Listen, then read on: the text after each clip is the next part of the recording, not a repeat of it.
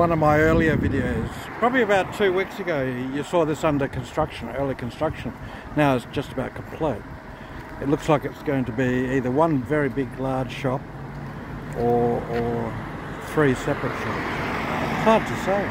It's very modern in its style. It makes me think it's a corporate identity or a corporate shop of some sort.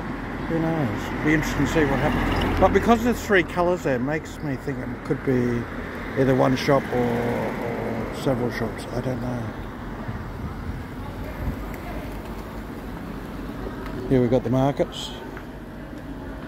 It's actually quite hot. You've got the fruit sellers out, the vegetables. I should buy some onions actually. There's a little doggy running around. Just give you a view of the area. It's been raining a lot and I think we're probably around 32 degrees. Hello.